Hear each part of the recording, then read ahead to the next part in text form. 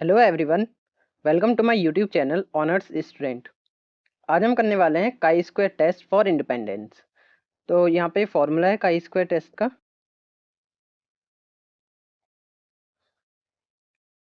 जिसका फॉर्मूला ये chi square का सिंबल होता है। इसका फॉर्मूला है समीशन ओ माइनस में ई। तो ओ होता है ऑब्जर्व फ्रीक्वेंसी और ई होता है एक्सपेक्टेड फ्रीक्वेंसी, और इसको हम डिवाइड कर देते हैं एक्सपेक्टेड फ्रीक्वेंसी से। अभी जो ई है ये हमें क्वेश्चन में गिवन नहीं होता, ये हमें निकालना पड़ता है। तो एक्सपेक्टेड फ्रीक्वेंसी कैसे निकालते हैं हम? रो टोटल मल्टीप्लाई कॉलम टोटल, और इसको डिवाइड कर देते हैं ग्रैंड टोटल से, और फिर हम निकालते हैं डिग्री ऑफ फ्रीडम। ये निकालते हैं कॉलम -1 मल्टीप्लाई रो -1। तो अभी ये क्वेश्चन करते हैं तो सारे फॉर्मूला की एप्लीकेशन आपको समझ आ जाएगी। तो यहाँ पे दो पीपल हैं जो कार लाइक करते हैं और कार लाइक नहीं करते। तो यहाँ पे एज ग्रुप दे रखा है हमें। So can it be concluded that the model pair is independent for the age of response? तो हमें इसको अल्फा 0.5 पे हमें चेक करना है कि इंडिपेंडेंट है या फिर नहीं है। तो जैसा हम हाइपोथेसिस में पढ़ चुके हैं, जो नल हाइपोथेसिस होता है वो हमेशा ट्रू माना जाता है कि जो भी क्वेश्चन में बोल रखा है, अगर क्वेश्चन में बोल रखा है कि इंडिपेंडेंट है तो इंडिपेंडेंट होगा, अगर यहाँ पे डिपेंडेंट बोला होगा तो डिपेंडेंट होगा। तो यहाँ पे हम नल हाइपोथेसिस लिख लेते हैं। H0 को नल हाइपोथेसिस कहते हैं। तो हम यहाँ पे लिखेंगे model is independent. Null hypothesis हमेशा ट्रू होता है, इसलिए जो भी क्वेश्चन में दिया होगा उसको हम नल हाइपोथेसिस मान लेते हैं। फिर H1 होता है अल्टरनेट हाइपोथेसिस। अल्टरनेट हाइपोथेसिस में हम बोलेंगे मॉडल इज नॉट इंडिपेंडेंट। तो हमारे दो अल्टरनेटिव दो हाइपोथेसिस बन चुके हैं। इसके बाद हम बनाते हैं लेवल ऑफ सिग्निफिकेंस, जो कि है अल्फा, हमें क्वेश्चन में ही दे रखा है 0.5। फिर हम बनाते हैं डिसीजन रूल्स। तो डिसीजन रूल यहाँ पे बनेगा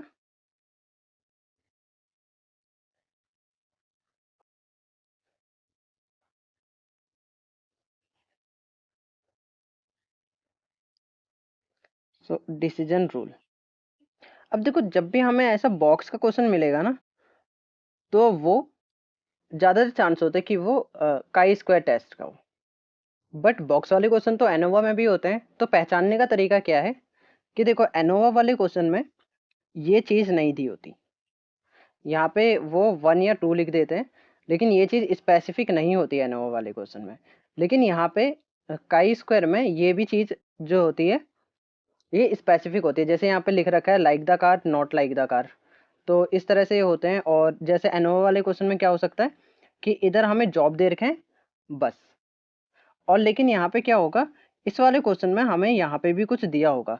या तो यहाँ पे जॉब रोल्स दे रखे होंगे और यहाँ पे डिपार्टमेंट दिए होंगे कि कौन सा किस डिपार्टमेंट है।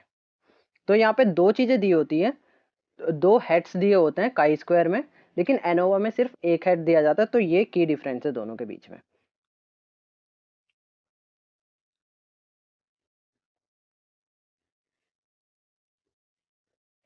तो देखिए, यहाँ पे दो हेड दे रखे हैं।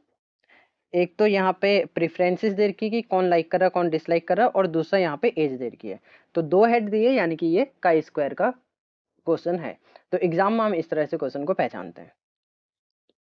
तो यहाँ पे डिसीजन रूल में हमें काई स्क्वायर है, काई स्क्वायर का सिंबल बनाएंगे। अब यहाँ पे जो डिसीजन रूल बनेगा वो हम देखेंगे कि यहाँ पे क्या आएगा। तो यहाँ पे आता है डिग्री ऑफ फ्रीडम। तो डिग्री ऑफ फ्रीडम अभी यहाँ पे देखा था कैसे निकालते हैं, कॉलम -1 रो -1। तो कॉलम कितना हमारे पास 1 2 3, 3 कॉलम है, 3 में से 1 माइनस करेंगे तो आएगा 2, मल्टीप्लाई में रो कितने 1 2। तो 2 रो है, 2 -1 1 हो जाएगा। तो यहाँ पे डिग्री ऑफ फ्रीडम कितनी आ जाएगी, 2 आ जाएगी। तो यहाँ पे degree of freedom 2 comma alpha, alpha में कितना दे रखा है 0.5।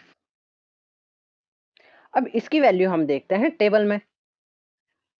तो टेबल यहाँ पे डिग्री ऑफ फ्रीडम है 2 और अल्फा की वैल्यू है 0.5।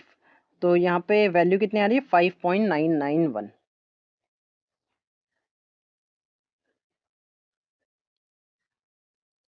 तो अगर ये टेबल वैल्यू को क्रॉस कर देती है तो यहाँ पे हम इसको रिजेक्ट कर देंगे।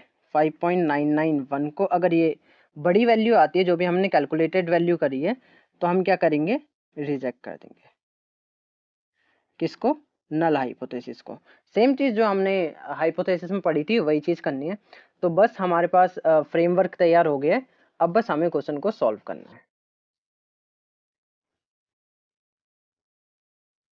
तो अब हमें ई निकालना है। तो ई कैसे निकलता है?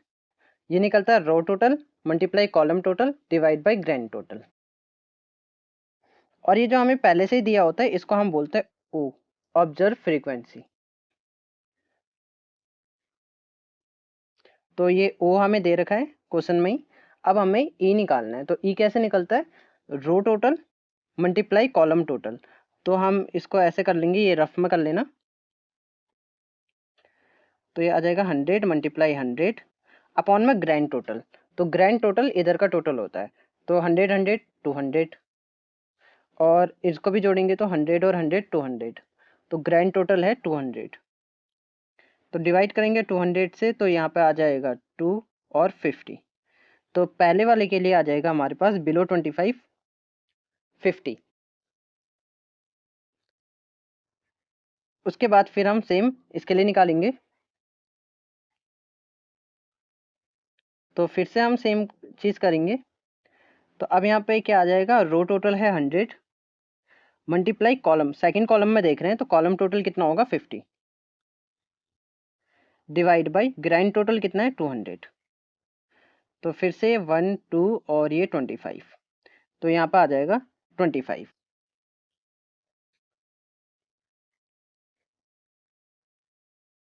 फिर थर्ड के लिए निकालते हैं। तो रो टोटल हो जाएगा 100 और कॉलम टोटल थर्ड कॉलम में देख रहे हैं तो 50 आ जाएगा डिवाइड बाई 200। तो सेम ये भी आ जाएगा 25। फिर फोर्थ वाले के लिए फिर सेम 100 100 डिवाइड बाई 200। तो ये 50 आ जाएगा। 100 मल्टीप्लाई 50 डिवाइड बाई 200, यहाँ भी 25 आएगा। एंड सेम यहाँ भी 25 आ जाएगा। तो ये ऊपर वाला जो है ये ओ है और जो ब्लू कलर से लिख रखा है ये ई है।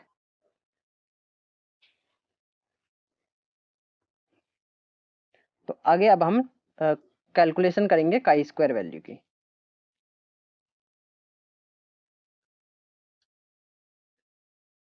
काई स्क्वायर वैल्यू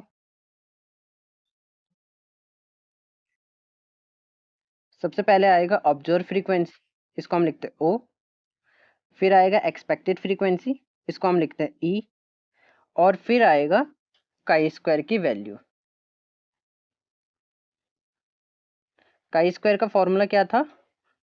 वो था ये।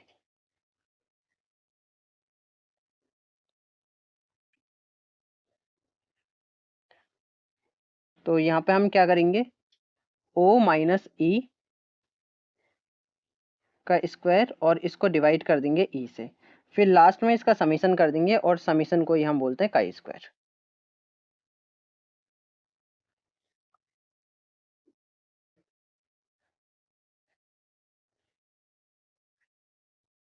तो ओ है हमारे पास 45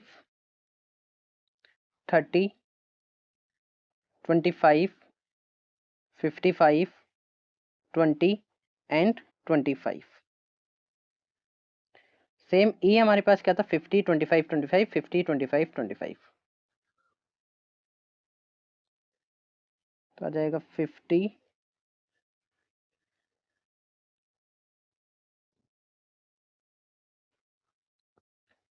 25 25 50 25 25।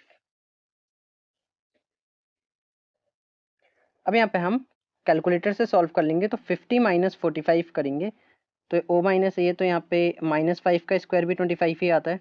तो 25 को डिवाइड कर देंगे हम 50 से। तो ये क्या आ जाएगा? 1/2, जिसको हम लिखते हैं 0.5। तो इसकी वैल्यू आ जाएगी 0.5। सेम हम इन दोनों को करेंगे तो ये भी 5 आएगा। 5 का स्क्वायर 25। 25 को हम डिवाइड करेंगे ई से, ई की वैल्यू है 25 तो आंसर आ जाएगा 1। सेम 25 माइनस 25 0, 0 को किसी से भी डिवाइड करो 0 ही आता है। फिर यहाँ पे 5 है तो 5 का स्क्वायर हो जाएगा 25 और ई से डिवाइड करेंगे यानी कि 50 तो यहाँ पे आएगा 0.5।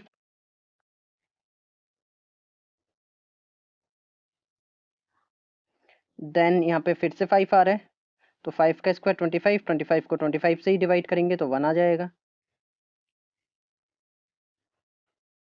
और 25 माइनस 25 0।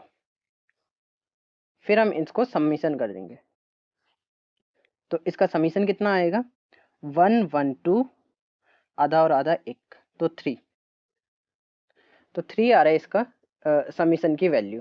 तो यही काई स्क्वायर की वैल्यू है। तो आगे हम लिखेंगे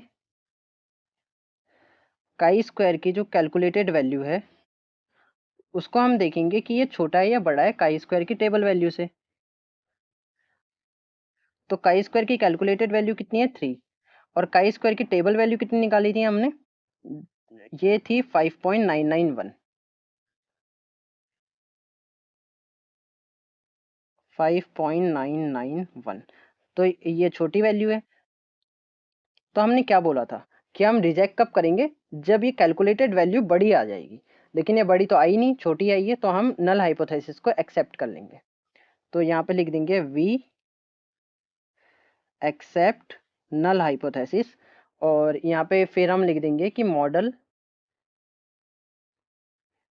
इज इंडिपेंडेंट।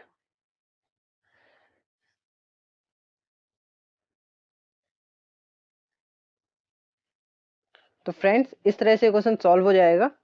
मिलते हैं नेक्स्ट क्वेश्चन में, जिसमें हम करेंगे chi square test for different proportion.